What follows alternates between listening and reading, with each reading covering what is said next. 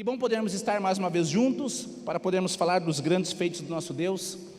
E eu quero trazer uma palavra ao teu coração, e quero que você abra a sua Bíblia no livro de Eclesiastes, capítulo 3, versículo 1.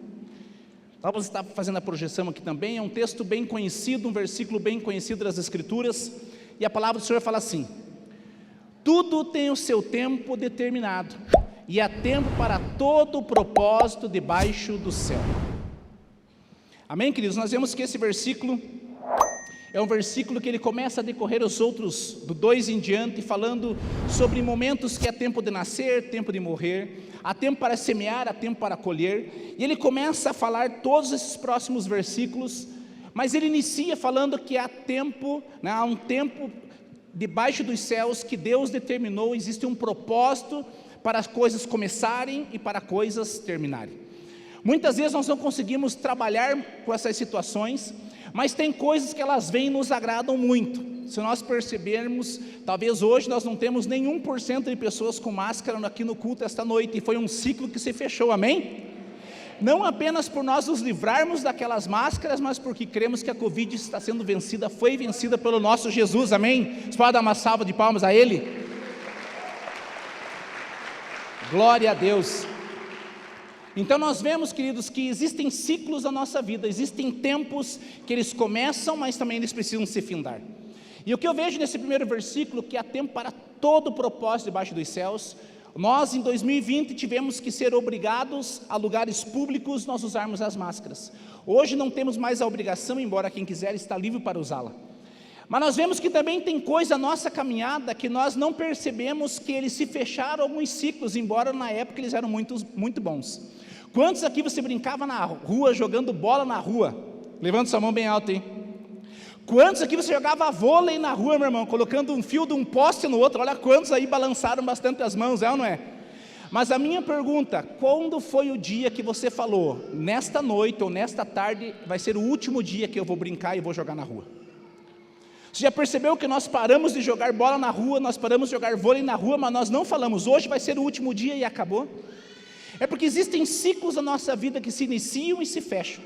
Existem ciclos que são naturais, porque certamente eu acho que aos meus 17 anos eu ainda brincava na rua ali em alguns momentos, mas eu não tenho lembrança depois dessa idade, até por causa do trabalho, por causa de tantas coisas.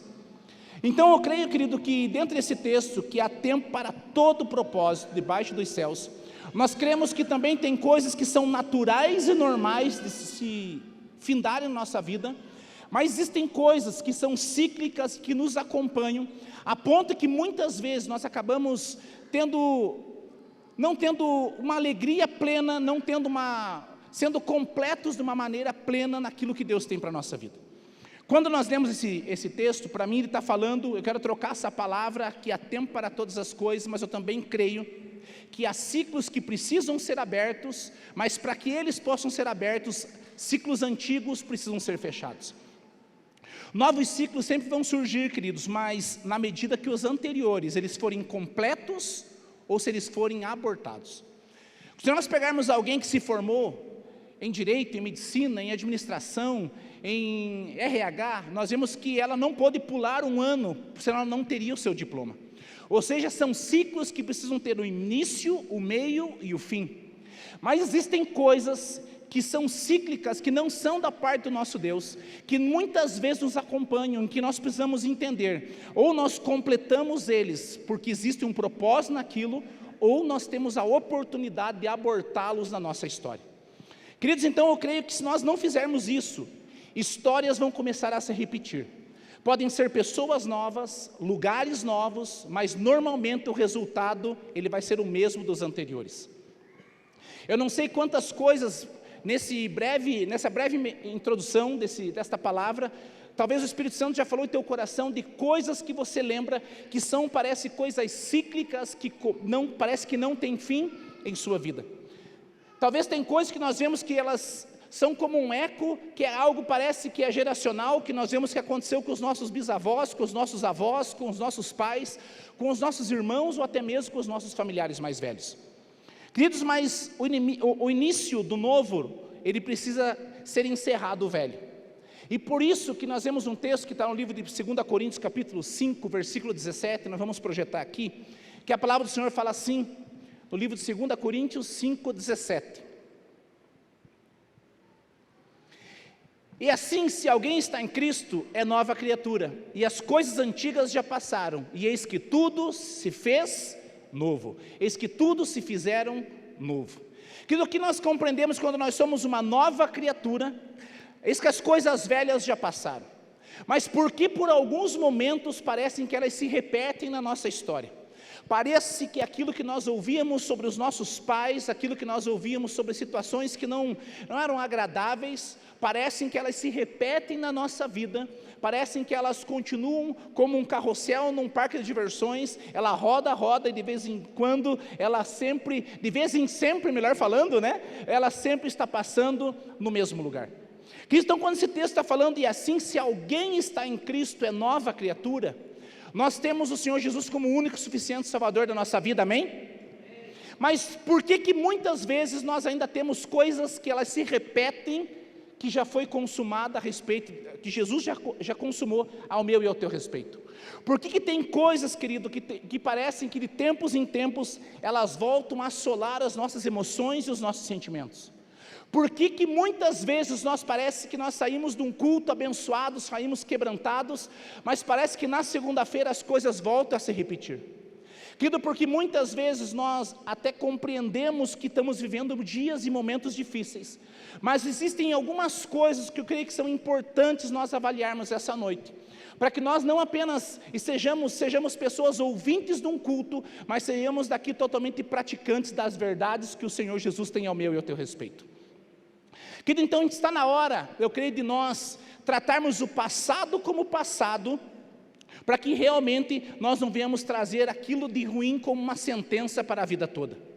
Ou nós tratamos as coisas que passaram como se fez, que as coisas novas, realmente as velhas, elas já não têm mais êxito em nossa vida, não tem mais uma voz ativa, e nós vivemos o novo de Deus, ou, querido, nós vamos continuar tratando o passado como uma sentença pela vida toda.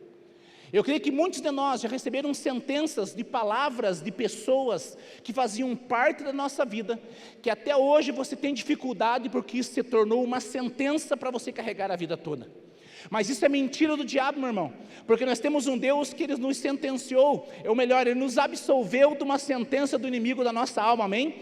Ele nos libertou para a liberdade, é esta liberdade que Gálatas fala que eu e você precisamos usufruí-la. E essa liberdade, ela vem com maturidade, e esta maturidade é quando nós começamos a aprender a romper com ciclos indesejados na nossa vida. Eu creio que existem várias formas bíblicas de capa a capa para nós pegarmos princípios preciosos da parte de Deus. Mas eu quero falar 4 princípios muito importantes que eu creio que dentro desse tema que o Senhor trouxe ao meu coração, rompendo com os ciclos indesejados.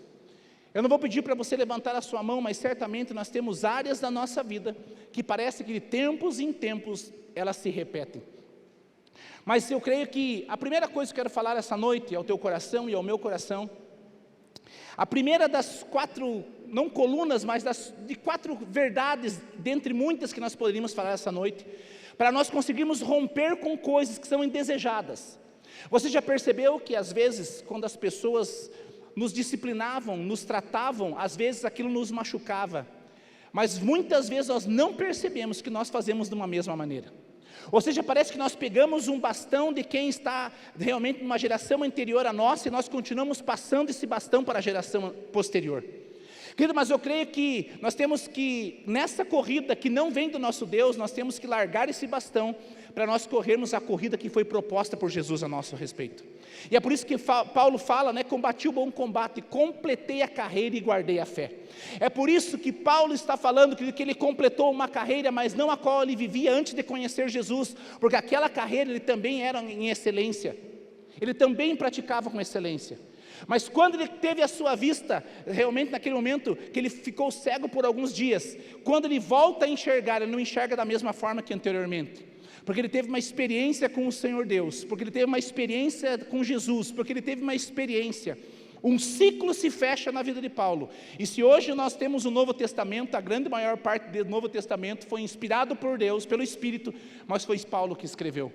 Ou seja, são momentos que nós temos que compreender esse fechamento de coisas erradas para nós abrirmos coisas certas.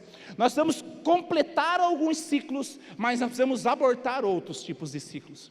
E a primeira coisa que eu quero falar ao teu coração e ao meu coração esta noite, a primeira verdade eu creio que é admitir a nossa condição. Eu não sei se você tem facilidade de admitir algo na sua vida quando você erra. Normalmente os homens têm mais dificuldade que as mulheres. As mulheres às vezes elas conseguem admitir um pouco mais, com mais facilidade, mas os homens muitas vezes, a grande maioria, tem dificuldade de admitir que eles precisam de ajuda. Dificuldade de admitir que eles estão nos seus limites. E normalmente quando eles dizem é porque o negócio já explodiu e já estourou. Querido, eu não sei, muitas vezes no relacionamento, quando a dificuldade acontece, de nós não admitirmos que precisamos da ajuda de Deus na nossa casa e na nossa família. E normalmente isso, como eu falei, a maioria é homem, mas isso não é uma regra. As mulheres também, algumas têm dificuldade de admitir coisas. Mas eu quero falar algo da minha vida.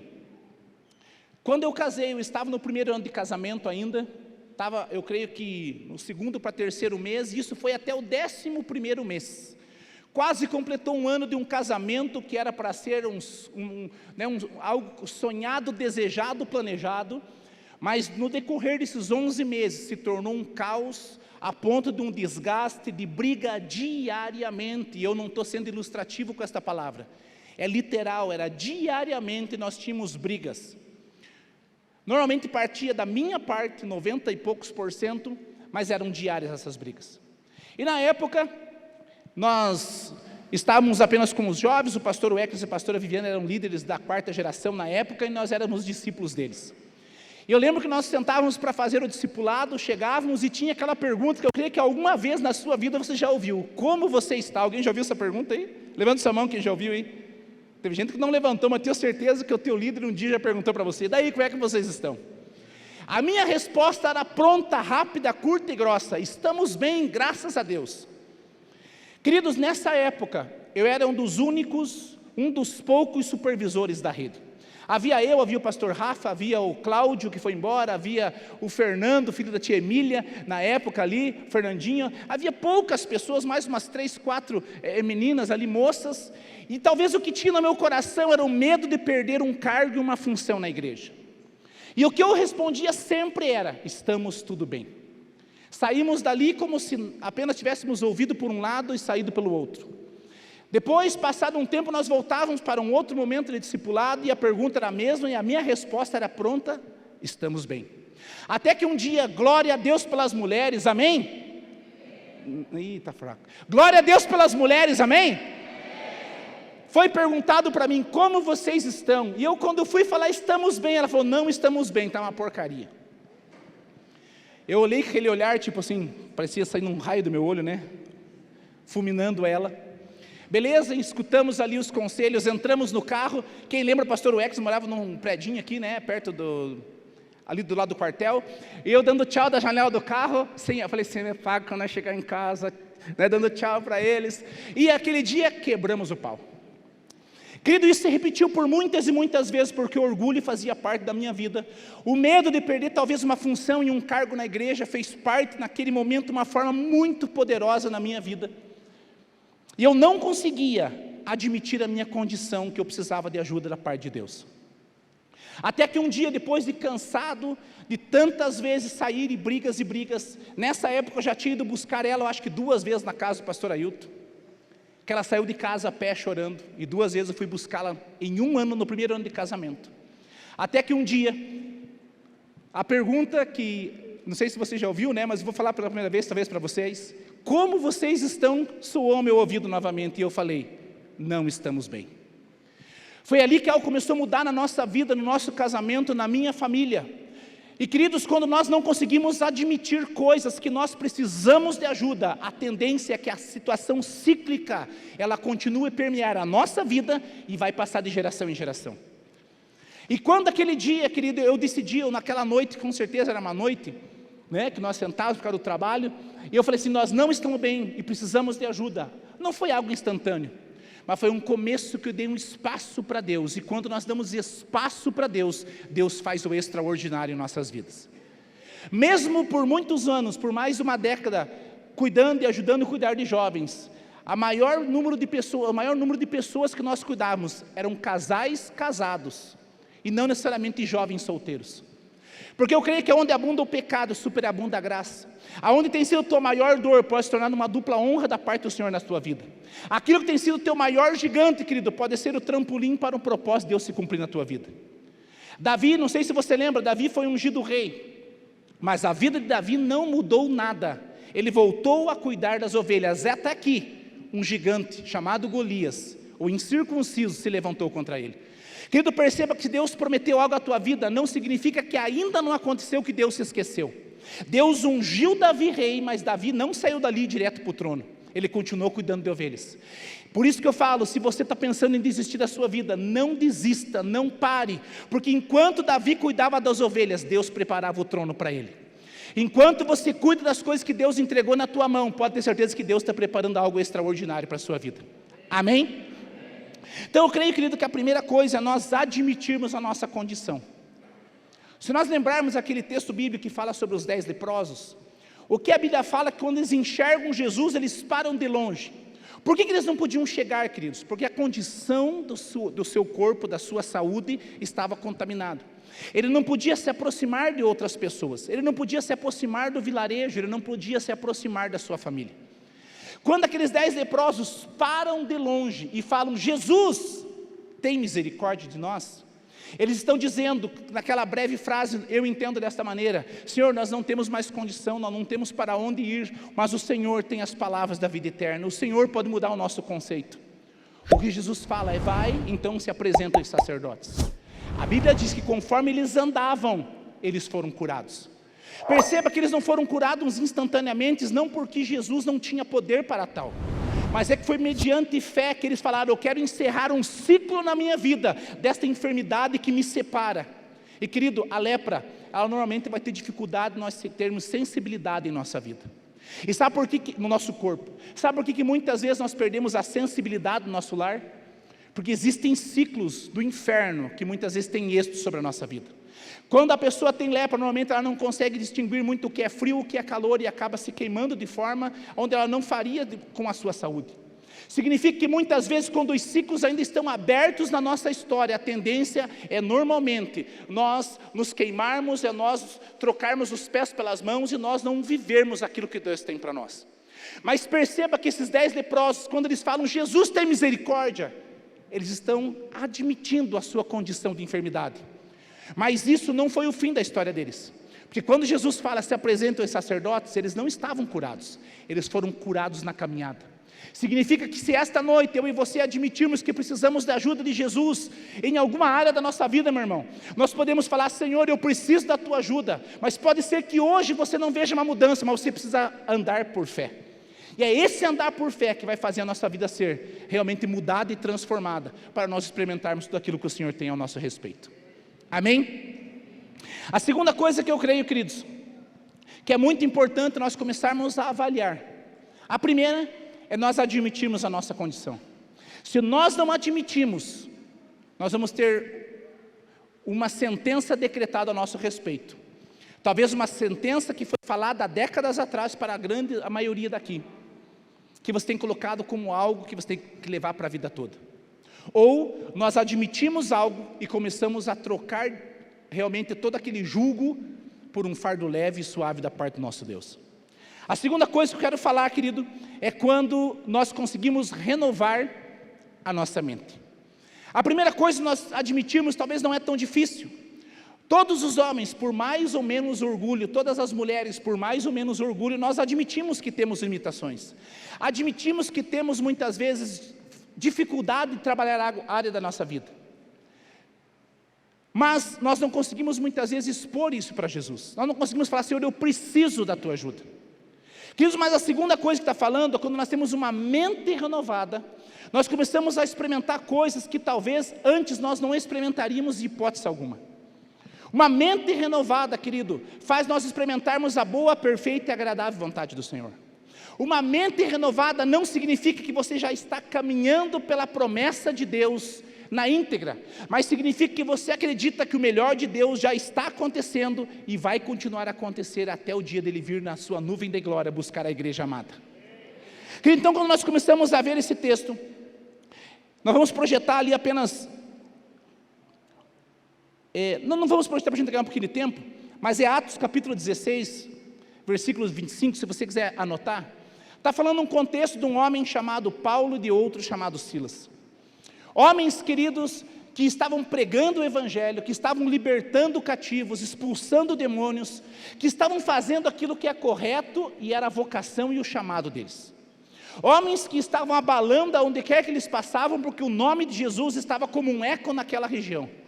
Jesus já havia morrido, mas também ressuscitado. E eles pregavam esse Jesus ressurreto, e as pessoas não queriam que eles pregassem dessa maneira. Mas a pregação deles era uma pregação que transformava opiniões, que mudava contextos, que transformava gerações. Mas por um momento, queridos, eles acabam orando com uma moça que tinha um espírito de adivinhação, e a Bíblia fala que ela foi liberta. E a Bíblia traz, nesses versículos do capítulo 16, que os seus donos ficaram bravos porque eles perderam uma receita financeira que essa mulher traria a eles. E de repente o que a Bíblia fala é que Paulo e Silas, eles foram açoitados, foram presos e jogados em uma prisão. Compreenda, meu irmão, que às vezes tem coisas que quando nós começamos a querer mais buscar ao Senhor, o que o diabo vem realmente mostrar para mim e para você, é que quando nós estávamos no mundo, parece que as coisas não aconteciam com tal intensidade quando nós estamos na igreja.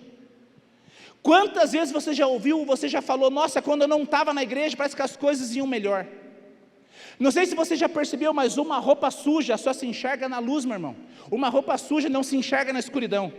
Mas quando você vem para a luz, você vê que tem roupa suja, que tem um rasgo, enfim, coisas que precisam ser reparadas. Então não é porque antes não acontecia, porque na escuridão que nós vivíamos, nós não enxergávamos isso. E o diabo não acusava a nossa vida muitas vezes. Mas quando nós estamos vindo para a luz, que é a presença do nosso Jesus, a tendência é ele sempre provar, por que você está na igreja e você ainda está passando por lutas? Não se esqueça, a Bíblia fala que no mundo tereis aflições, mas tende bom ânimo. Querido, maior aquele que está em nós do que aquele que está no mundo. Cristo Jesus nos fez mais que vencedores, mas isso não significa que nós não passaremos por dias maus. Mas nos dias maus Ele estará conosco, como nos dias bons Ele sempre esteve e sempre estará.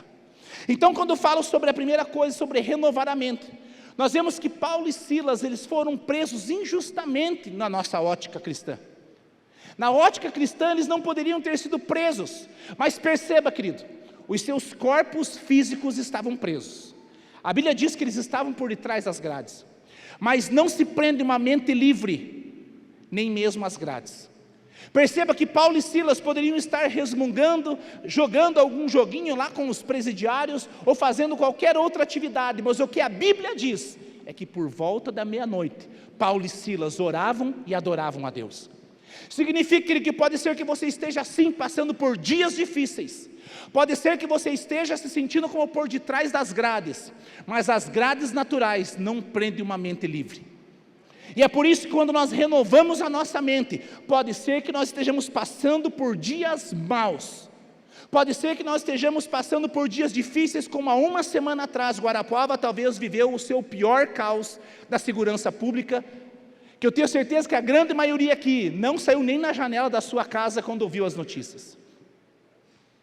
Querido, então quando nós temos uma mente livre, nós vemos que em Guarapuava, domingo passado, tinha um caos, mas uma igreja que conhece Jesus, não a comunidade de vida, apenas, mas uma igreja que conhece Jesus, estava por detrás das suas janelas amedrontados, mas o seu coração estava buscando naquele que é o Salvador da nossa vida. Quantos aqui você estava orando domingo à noite, talvez pela live com o pastor Weckles, ou da sua forma na sua casa, levando sua mão, amém? Sabe por que as coisas não foram piores? Porque uma igreja se levantou para orar. Sabe por que antes uma vida cíclica, nós apenas entraríamos e falaríamos dos momentos difíceis, das balas perdidas, de mortes e de tantas outras coisas. Mas quando uma igreja começa a entender que é algo cíclico, peraí diabo, você pode até vir até aqui, mas daqui você não vai passar, porque Guarapuava é do Senhor Jesus. Queridos, então nós compreendemos, por mais que hoje, infelizmente, foi enterrado, né, o policial, o cabo Ricieri, mas eu creio que aprove o Senhor também recolhê-lo. Existe uma história dele que começou, mas também que terminou. Mas se nós ainda temos o privilégio de termos o fôlego de vida, é porque Deus ainda tem coisas para fazer em nós e através de nós. Isso não se trata de Guarapuava, se trata de nações que inclusive estão aqui conosco. Isso se trata de coisas maiores que o olho não viu e o ouvido não ouviu e nem penetrou no coração daqueles que temem ao Senhor. Mas quando nós temos uma mente renovada, querido, o que Paulo e Silas fizeram é que por detrás das grades eles estavam aprisionados fisicamente, mas a sua mente estava conectada com Deus da liberdade. Pode ser que ainda o teu contexto, talvez você mulher que está sozinha, seu marido não te acompanha, talvez você, a sua esposa não te acompanha, os teus filhos não estão no Senhor, ou talvez teus pais não estão no Senhor. Não permita desfalecer o teu coração. Você pode acreditar, meu irmão, que esse ciclo novo vai se findar para um ciclo novo da parte do Senhor se iniciar na tua história, na tua família. Lembra quando aqueles discípulos de Emaús, eles vieram, ainda estava no terceiro dia, mas o que a Bíblia fala é que eles perderam a esperança. Eles estavam voltando de Jerusalém para Emaús, e o que eles fizeram? Eles não perceberam Jesus caminhando por eles, porque eles só falaram de coisas ruins. Quando Jesus pergunta para eles, o que vocês estão conversando? Eles falam a Jesus, você não sabe os acontecimentos dos últimos dias? Sabe por que eles não perceberam Jesus? Porque eles só falavam das coisas ruins. Eu e você, meu irmão, conhecemos a Jesus Cristo, nós precisamos mudar a chave do nosso vocabulário. Pode ser que os dias estejam difíceis, mas Jesus continua fiel por nós. Querido, o que a Bíblia fala é que quando Jesus chega na casa deles e parte o pão, a Bíblia fala que os olhos deles foram abertos e eles conversam entre eles. Você não percebia que quando nós estávamos caminhando, o nosso coração se aquecia, o nosso coração se queimava?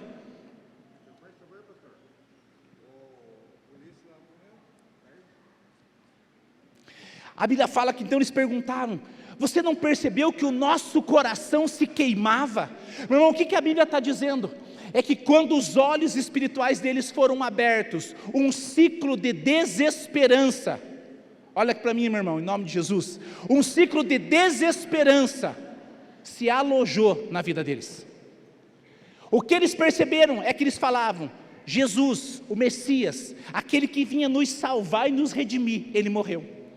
Mas quando os olhos espirituais deles se abriram, e sabe por que eles se abriram, meu irmão? Quantos aqui, você faz mais de um ano que você conhece Jesus? Levanta sua mão. Quantos aqui você já teve experiências com Jesus? Querido, esses discípulos tinham, no mínimo 3 anos eles andaram com Jesus e viram milagres. Mas o que eles falaram? A nossa esperança acabou, e eles não perceberam Jesus andando com eles. Mas quando os olhos deles se abriram, sabe por que os olhos deles se abriram? Quando Jesus partiu o pão. Lembra quando Jesus partiu o pão e fez a multiplicação? Eu creio que ali eles falaram, peraí, eles trouxeram à memória aquilo que trazia esperança. Talvez você está passando por dias e momentos difíceis, e isso é uma verdade absoluta na sua vida. Mas talvez você precise trazer esperança, trazer à memória aquilo que te traz esperança. O que aqueles discípulos fizeram? Quando partiu o pão, os seus olhos se abriram, o coração voltou a queimar. Quantos corações, por causa de uma vida cíclica, têm se esfriado? Quantos corações, meu irmão, se afastaram de Jesus nessa pandemia com uma boa justificativa, uma pandemia? Mas o nosso Jesus continua sendo Senhor e Salvador, com ou sem pandemia. O que era pecado antes, continua sendo pecado hoje. O que era realmente lícito antes, continua sendo lícito hoje. E é isso que nós temos que compreender, que existem coisas cíclicas. O que aconteceu na vida daqueles discípulos? Eles falaram, a nossa esperança se acabou, até que os olhos voltaram a se abrir.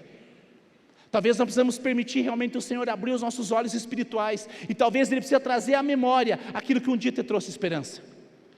Quantas pessoas estão aqui que eu lembro na minha conversão, que eu me converti no dia 12 de julho de 2003. 4 ou 5 meses depois, 4 meses eu fui para o encontro com Deus. Tem muitas pessoas, eu não vou citar o nome aqui, que participaram, que ajudaram naquele encontro com Deus. Eu lembro, estava o pastor Ailton, estava o pastor Weckles, o Marcos Góes, o tio Ayrton, estava o Williams ali trabalhando, quantas outras pessoas trabalhando, meu irmão? A questão é, o que daquilo fica na memória, e o que daquilo nós trazemos realmente para animar o nosso coração? Não que Deus precise nos animar, porque o evangelho dele já é realmente uma perspectiva positiva, mas existem ciclos que precisam ser encerrados na minha e na tua vida, querido.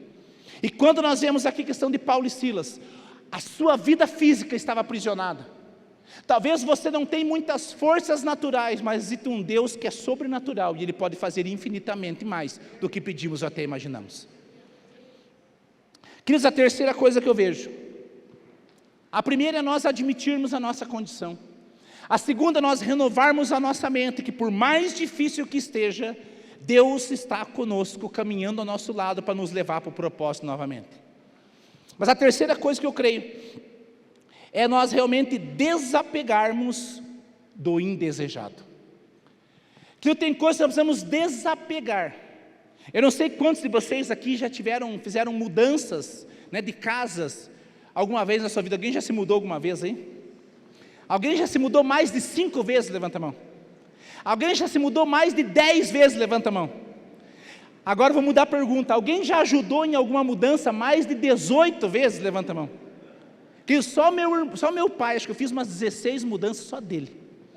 Meu pai morou em Laranjeiras do Sul, daí veio para Guarapava, depois para Cândido de Abreu, depois para Prudentópolis, e voltou para Laranjeiras, veio para Guarapava, e dentro de Guarapava eu fiz umas 8 mudanças dele, pelo menos. Querido, nós trabalhávamos com caminhão, com trator, com motosserra, trabalhávamos no mato. E tinha peças que estavam quebradas. Por exemplo, um rolamento que já estava rustido, estava roncando, não tinha mais como usá-lo, porque ele podia prejudicar outras peças boas. O que meu pai fazia nas mudanças, querido? Ele pegava aquilo que não prestava e levava para outra casa. Quem eram os caras que puxavam? Eu e mais uns 2 ou 3 funcionários dele na época, nós tínhamos que ficar puxando essas peças. Peças que eram do diferencial de um caminhão ali, que tem que pegar em 2, 3 homens para carregar, nós tínhamos que levar. Falei, pai, isso aqui não presta para nada. Mas, vai que um dia precisa. Falei, como precisa, homem? Não tem mais dente aqui nessas engrenagens, o rolamento não roda mais, não presta, cara. Ou seja, ele era daquele famoso acumulador. Alguém se identifica aí, meu irmão? Alguém se identifica ser acumulador aí, né? De coisas que não prestam mais, nós acabamos guardando no quartinho da bagunça. Sabe qual é o maior problema? É quando nós acumulamos coisas que não faz mais parte da nossa história. Quando tem esse terceiro ponto, que é de nós desapegarmos do indesejado, existem coisas que não combinam e não condizem mais com a nossa vida. Existem coisas que quebrou e nós temos que aprender a dizer adeus a coisas que não tem mais solução. Mas existem coisas sim que o nosso Jesus pode fazer. Mas querido, quando nós compreendemos esse texto que fala de nós desapegarmos do indesejado, significa que tem coisas que não condiz mais com a nossa vida. Queridos, eu casei no dia 29 de janeiro de 2005. Casei aqui no antigo templo ao nosso lado, que está sendo reformado, e logo, logo a gente vai estar no novo, amém? Amém? Glória a Deus. Querido, vou contar uma coisa para vocês. Não foi fácil casar ali. Os meus padrinhos souberam, acho que foi umas 2 ou 3 músicas para os padrinhos passar ali da entrada até lá na frente. Gente do céu, não casaria ali de novo. Foi acho que 3 músicas, tanto padrinho entrando ali para passar tudo, né, aquele corredor ali muito grande, gente. Mas eu lembro que eu casei nesse dia 29 de janeiro de 2005. E quando a Jean engravidou do Samuel, nosso primeiro filho, eu lembro que eu procurei, meu discipulador era o pastor Weckles também nessa época, também estávamos nos jovens da 4ª geração nessa época, e o que aconteceu, queridos, foi que o que eu tinha de conceito familiar, é que eu ouvi sobre o meu bisavô, ouvi sobre o meu avô, eu vi sobre o meu pai, eu vi sobre o meu irmão, e via sobre os meus primos mais velhos. Famílias quebradas e destruídas. Sabe quando que o meu pai me colocava no colo? É quando ele estava num bar, molhava minha chupeta na bebida e colocava em minha boca. Com certeza, em algum momento da vida, ele falou alguma vez que me amava, mas eu não tenho nenhuma lembrança de palavras positivas dele. Pelo contrário. E queridos, quando a Jean engravidou, eu procurei na época o pastor Weck, falei, cara, eu estou tão feliz de ser pai. E já sabia que era homem o nosso filho. Eu acho que o homem normalmente quer homem do primeiro filho, não sei se a maioria é assim, mas normalmente o homem normalmente quer filho homem, né? Não sei, pelo menos eu penso assim, e com algumas pessoas que eu conversei também, sempre queria assim o primeiro sendo homem. Queridos, mas eu falei assim, eu amo meu filho, mas eu nunca escutei o meu pai dizer eu te amo para mim, a não ser numa roda de bar. Aquilo que eu carregava na minha vida é que a questão do projeto chamado família era um projeto falido. Era um projeto onde a mulher tinha que cuidar da casa e apenas dar o prazer quando o marido necessitava. E aquilo para mim, dentro do meu casamento, dentro da criação dos meus filhos, principalmente o mais velho, eu sofri muito, porque eu falei, Deus, eu não quero isso para a minha vida. Mas eu ouvia sobre o meu bisavô, sobre o meu avô, sobre o meu irmão, sobre meus primos. A minha família nunca foi uma família de falar com palavras amorosas. Eu nunca escutei o meu pai pegar na mão da minha mãe para entrar, por exemplo, em um shopping passeando. O máximo que era, venha de uma vez atravessar a rua. Eu nunca tive um exemplo de amor e de carinho, de respeito recíproco entre a cônjuge ou entre pais e filhos. Você está falando do meu pai, não da minha mãe, né? Quer dizer, o meu medo era eu reproduzir aquilo que eu tinha aprendido.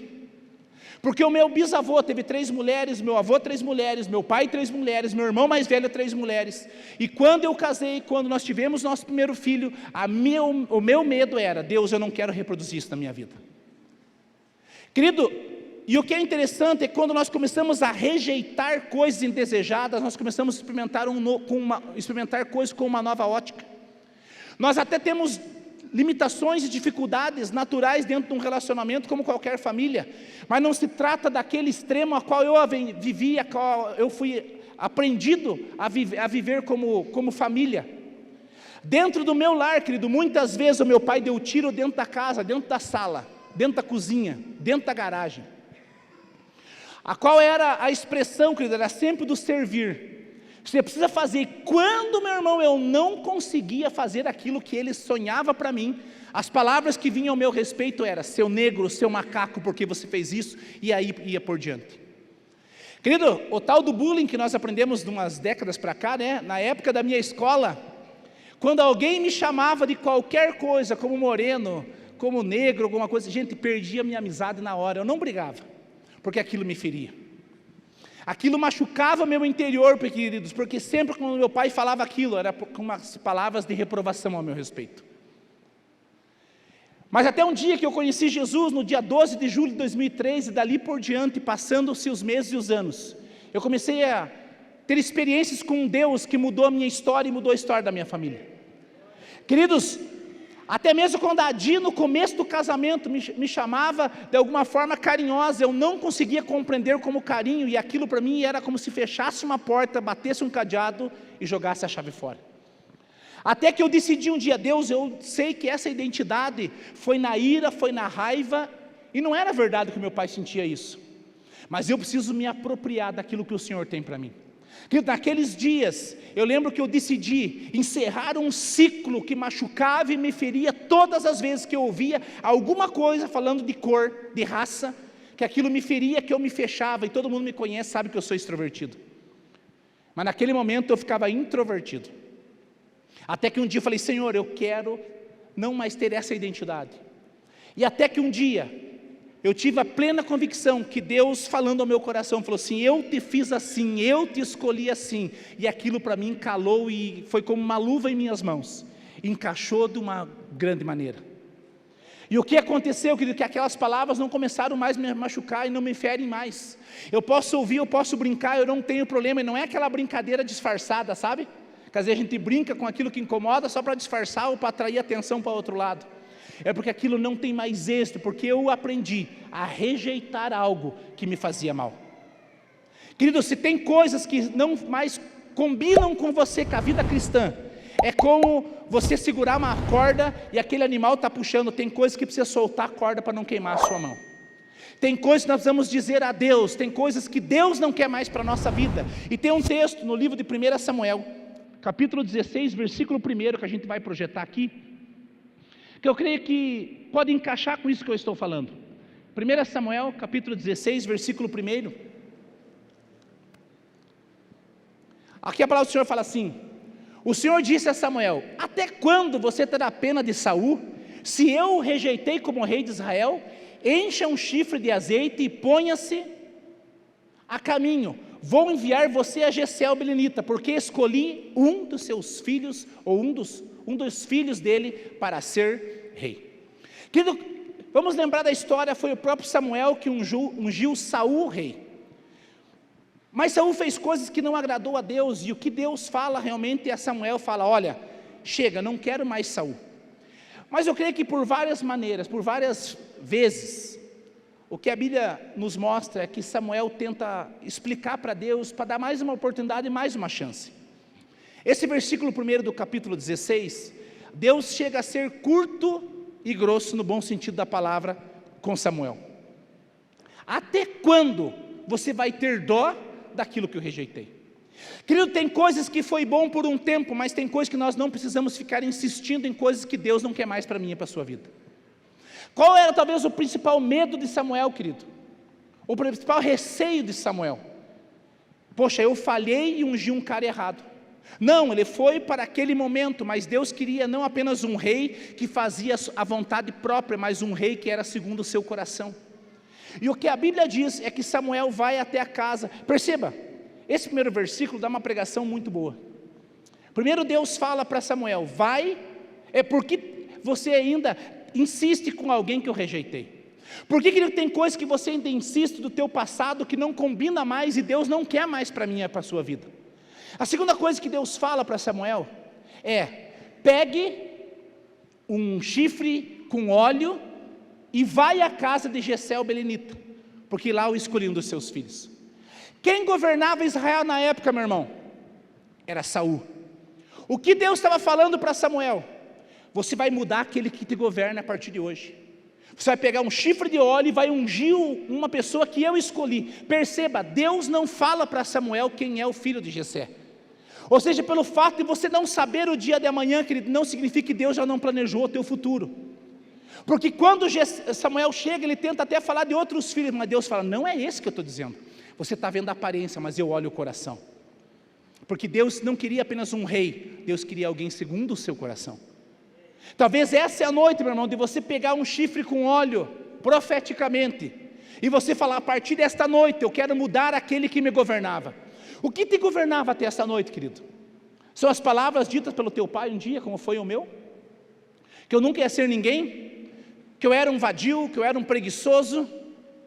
Que eu era um negro, que eu era um macaco, que eu era tantas outras palavras que ele falava e me machucava e me feria?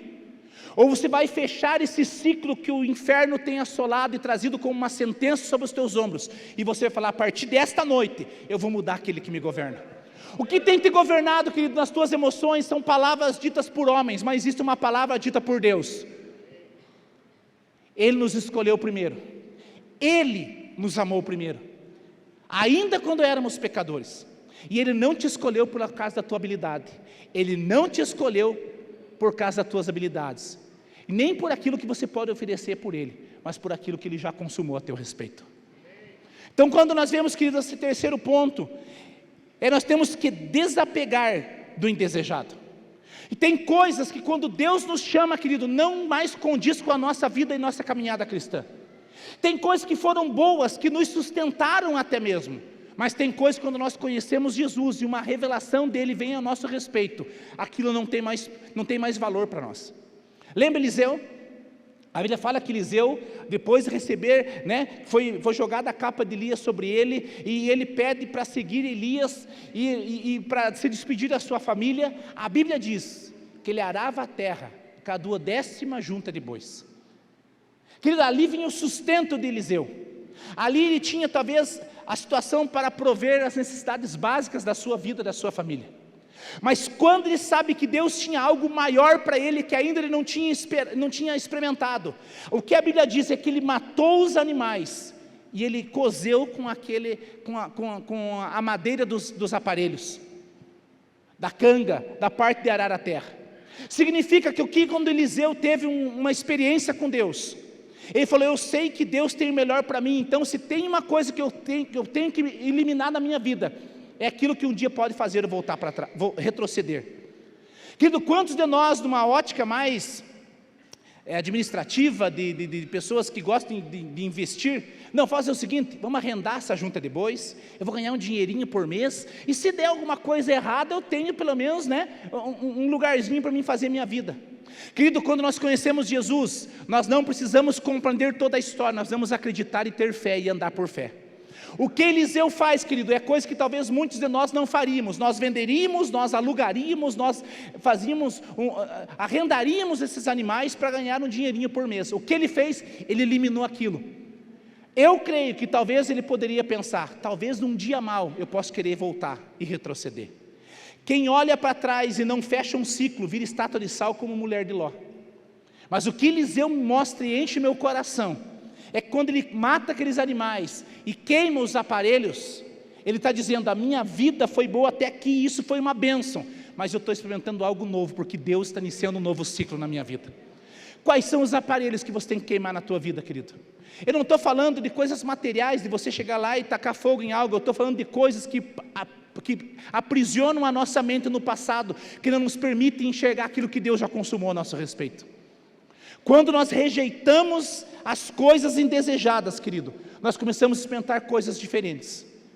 Elias fez muitas coisas no nome do Senhor, mas Eliseu teve uma porção dobrada. Ele só não teve uma porção dobrada porque ele era uma pessoa boa, mas foi porque ele se desvencilhou daquilo que era bom até aquele momento, mas para experimentar a agradável vontade de Deus na vida dele. E quantos de nós temos vivido com animais lá, né, talvez guardadinhos, se um dia der errado, eu tenho algo que para mim não ficar aquém daquilo que talvez eu tinha sonhado e deu errado. Querido, nosso Senhor, Ele faz coisas extraordinárias. Ele consumou algo ao meu e ao teu respeito, mas eu e você não precisamos mais carregar a acusação do passado como uma sentença pela vida toda. Você não, e eu não precisamos mais ter aquelas palavras que nos machucam, e tem coisas que até as pessoas próximas de você te falam como uma palavra de carinho, mas aquilo te fere, porque sempre te leva a um passado que te machucou e te feriu. Sabe, quando eu procurei, na época, o meu discipulador para abrir meu coração, eu falei, cara, estou com medo até mesmo de casar, um pouquinho antes do casamento. Porque a minha referência de família era uma família falida. E o meu medo era reproduzir a mesma coisa que eu ouvi e que eu vi sobre os meus avós, meus irmãos, meus primos e meu pai. Querido, mas teve um dia que eu falei, Deus, eu preciso encerrar esse ciclo, então eu entrego nas tuas mãos esse sentimento. Querido, se chegamos até aqui esta noite, eu, minha família, não foi por causa das nossas habilidades ou por causa apenas da nossa santidade, mas porque Deus tinha um propósito na nossa vida. Tudo caminha junto, mas porque Deus tinha um propósito. Mas esse propósito, ele precisa que nós venhamos a fechar aquilo que não vem dele, para nós abrirmos aquilo que vem dele. Se o Ministério do Louvor puder subir, em nome de Jesus.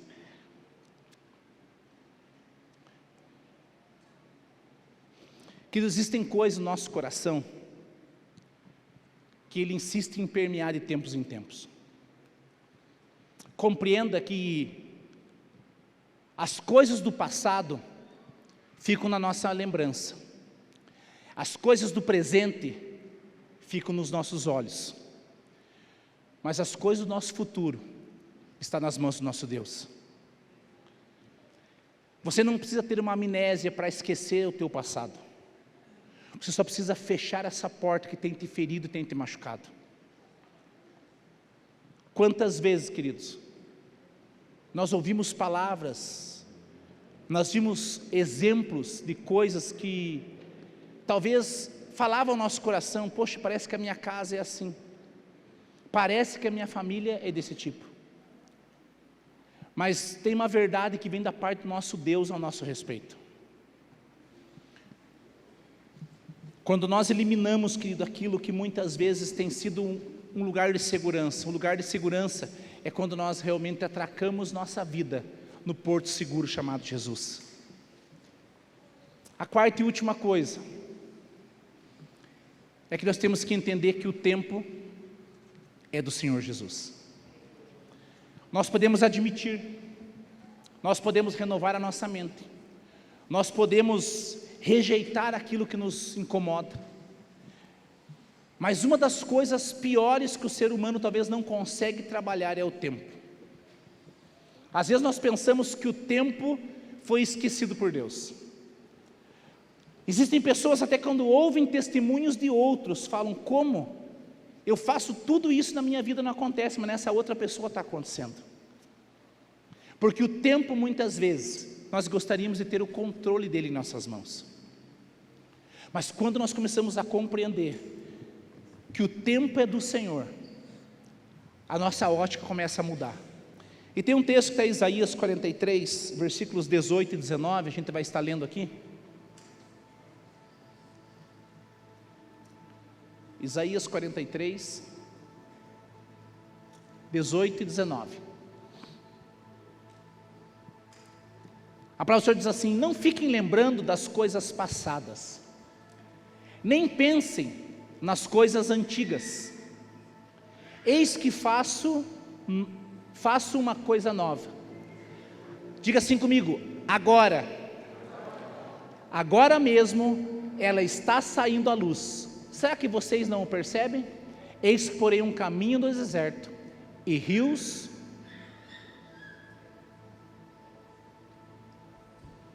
fechou aqui, nos lugares áridos. O que aqui Isaías está falando? Eles vão, viu, não fique mais pensando nas coisas passadas. Você já viu aquele ditado, meu irmão, que águas passadas não movem moinhos? Tem coisas que nós temos que aprender a dizer a Deus. Tem coisas que não vão voltar mais. O meu pai, ele faz 13 anos que ele faleceu. Ele não vai retornar mais para esse mundo. Um dia eu espero que eu o encontre no lugar da salvação, uma eternidade. Mas ele não volta mais. Vai ficar saudade, e parece que cada dia aumenta mais para quem já perdeu alguém perto de você. As lembranças vêm. Por mais que às vezes eu falo de algumas coisas que não são tão positivas, mas teve muitos momentos bons. Mas quando nós vemos que tem coisas do passado que eu tenho que entender e tratar como passado, e eu tenho que começar a viver coisas novas de Deus nesse tempo, que nós passamos, para a maioria dessa geração que está aqui, ou para a grande totalidade, 2 anos de pandemia, que foi dias tão difíceis. Um dia temos culto, outro dia não podemos ter culto, um dia podemos sair na rua, outro dia é toca de recolher mais cedo. Tem dias que não poderíamos nem ir 2 famílias no mercado, de que uma família só. Foi momentos e dias difíceis, mas foi um ciclo que se fechou, querido. E se nós estamos aqui é porque Deus ainda tem coisas para fazer na nossa vida, na nossa família, nessa igreja e através dessa igreja.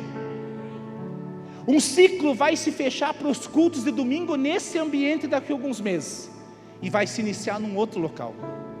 Mas o nosso Jesus continua sendo o mesmo. Ele continua a andar por toda a terra, a fazer dos seus grandes feitos. E o que nós vemos, querido, que o tempo é do Senhor. Portanto, não fique apenas lembrando das coisas que um dia te machucou, mas lembre com um Deus que está aqui para te sarar. Se você tem alguma coisa que está machucando ainda, permita o Senhor trabalhar na tua vida. Mas se você tem algumas cicatrizes como eu, no joelho, no queixo, no cotovelo, essas cicatrizes não doem mais, mas elas lembram que um dia eu me machuquei. Se coloque em pé em nome do Senhor Jesus.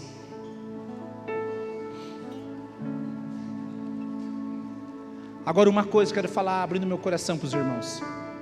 Você não pode reclamar que Deus ainda não fez algo novo na sua vida, se você vive de maneira antiga ainda. Você não pode reclamar porque Deus ainda não fez algo novo, se as tuas atitudes ainda continuam sendo antigas. As coisas velhas já passaram, meu irmão. Eis que tudo se fez novo. E é esse Deus, um Deus de ciclos, Ele está vindo sobre nós. E eu creio que hoje, a Bíblia falou, nós lemos agora ali Isaías, versículo 19. Ele falou, agora, Ele usa essa palavra, essa versão. Agora, eu abro um caminho no deserto, e coloco rios nos vales. Sabe o que Ele está falando? Que Ele de abrir realmente um caminho no deserto. Normalmente, quando você anda por o deserto e passam-se as horas, você já não vê mais as pegadas. São coisas que nós não sabemos de onde estamos indo, mas sabemos até onde podemos chegar. Querido, existe o nosso Deus que está abrindo um caminho no deserto. E esta é uma noite de vocês de nós experimentarmos algo extraordinário da parte do nosso Deus. Ou nós acreditamos e começamos a andar por esse deserto, e é ali que a Bíblia fala, eis que vou atraí-lo ao deserto, e ali falarei com carinho. Como falar com carinho no deserto? Porque ali talvez nós vamos dar devida atenção para Ele. Que talvez essa é uma noite e você falar: chega desses ciclos na minha vida, chega do casamento, da família ser um projeto falido, chega de coisas, de palavras paralisarem, atrofiarem a minha história. Nós podemos, querido, iniciar um novo tempo na nossa vida se nós encerrarmos o antigo. Talvez essa é a noite de você declarar: Senhor, eu não quero mais isso na minha vida. Talvez é essa noite, você homem, você sacerdote, declarar sobre a tua família, e no final nós vamos orar juntos. E você vai falar: minha casa não vai mais ser um lugar da discórdia, por mais que momentos podem acontecer, mas não vai ser eles que vão conduzir a nossa família. Sabe o que mais machucava pessoas como o meu contexto familiar? É quando eu comecei a viver no primeiro ano de casamento exatamente igual aquilo que mais me machucava. Até que onde eu falei: Deus, eu não quero mais isso para a minha vida. Eu sei que o Senhor me escolheu de uma cidade pequena chamada Laranjeiras do Sul, que na época certamente tem menos de 20 mil habitantes. Mas Deus não olha onde você nasceu, Deus não olha aquilo que você tem, mas olha, Deus não despreza um coração quebrantado. Vamos adorá-lo juntos. Se nós diminuirmos um pouquinho as luzes, se você sentir em teu coração de sair do seu lugar e vir até a frente e você falar: Senhor, eu quero mudar a minha história, que isso seja um ato profético, como você saindo da tua condição e você buscando uma condição diferenciada na presença de Deus. Nós vamos adorá-lo, e é nessa oração, é nessa adoração que as cadeias vão se abrir à sua volta, meu irmão.